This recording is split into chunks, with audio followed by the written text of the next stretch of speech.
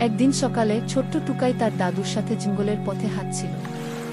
দাদু বলল, জঙ্গল জীবজন্তুর ঘর, এখানে প্রকৃতি কথা বলে যদি মন দিয়ে শোনা যায়। টুকাই অবাক হয়ে চারপাশ দেখতে লাগল। গাছের ফাঁকে সূর্যের আলো পড়ে তৈরি করেছিল অপূর্ব ছায়ালো খেলা। পাখির ডাক, ঝর্ণার শব্দ আর বাতাসের সুর যেন এক অদ্ভুত সঙ্গীত তৈরি করছিল। হঠাৎ টুকাই একটা অদ্ভুত শব্দ শুনল। শব্দটা গভীর জঙ্গল থেকে আসছে। টুকাই দাদুকে জিজ্ঞেস করল, ওটা কি? দাদু মুচকি হেসে বললেন, চলো দেখে আসি কি। তারা শব্দের দিকে এগিয়ে গেল। কিছু দূর যাওয়ার পর দেখতে পেল একটা হরিণ কাটার ঝোপে আটকে গেছে।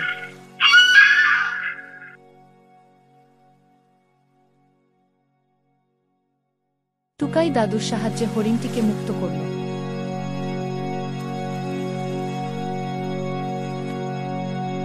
হরিণটি মুক্ত হয়ে আনন্দে লাফিয়ে জঙ্গলের গভীরে চলে গেল।